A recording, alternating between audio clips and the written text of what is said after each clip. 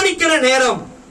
புரியுதுங்களா உங்களுக்கு? தேவனுடைய சமூகத்துல நம்மை அர்ப்பணிக்கிற நேரம், நாம சரண்டர் ஆகிற நேரம். சொல்ல போன, ஆண்டவரே என்னால ஒண்ணும் கிடையாது, என் குடும்பத்தாலையும் ஒண்ணும் கிடையாது, என் வீட்டுக்காரராலையும் ஒண்ணும் கிடையாது, என் பிள்ளைகளாலையும் ஒண்ணும் கிடையாது, என் மனைவியாலையும் ஒண்ணும் கிடையாது, யாராலையும் எதுவும் கிடையாதுயா, என் பணத்தினாலையும் ஒண்ணும் கிடையாது, என் பதவியினாலையும் ஒண்ணும் கிடையாது, என் பட்டத்தினாலையும் ஒண்ணும் கிடையாது, என் பிரயாசத்தினாலையும் ஒண்ணும் கிடையாது, என் வியாபாரத்தினாலையும் ஒண்ணும் கிடையாது, என் தொழிலாலையும் ஒண்ணும் கிடையாது, என் ஊழியத்தினாலையும் ஒண்ணும் கிடையாது, என் ஜெபத்தினாலையும் ஒண்ணுமே கிடையாதுயா. அல்லேலூயா.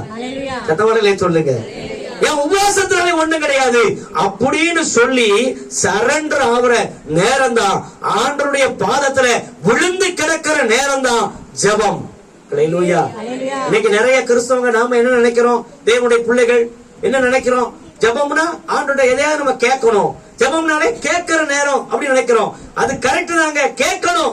ஆனா நாம் கேட்பதற்கு முன்பதாக தேவ சமூகத்துல நம்மையும் நம்முடைய குடும்பத்தையும் நம்முடைய பிள்ளைகளையும் நம்முடைய காரியங்களையும் நாம எதையெல்லாம் மேன்மை என்று நினைத்திருக்கிறோமோ, நாம எதையெல்லாம் உயர்வு என்று நினைத்திருக்கிறோமோ, நாம எதையெல்லாம் கௌரவம் என்று நினைத்திருக்கிறோமோ அதையெல்லாம் போட்டு உடைத்து ஒன்றுமே இல்லை ஆண்டவரே என்று சொல்லி சொல்லுகிற இடம் தான் ஜெபம். அல்லேலூயா.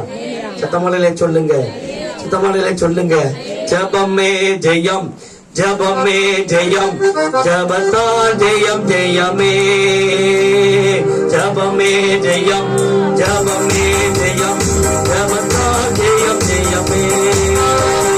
விசுவாசமுள்ள ஜெபமே, விசுவாசமுள்ள ஜெபமே, பிணியாளிகளை ரட்சிக்குமே, பிணியாளிகளை ரட்சிக்குமே. ஜெபமே ஜெயம், ஜெபமே ஜெயம், ஜெபத்தால் ஜெயம் ஜெயமே. பாடுங்க, ஜெபமே ஜெயம், ஜெபமே ஜெயம், ஜெபத்தால் ஜெயம் ஜெயமே.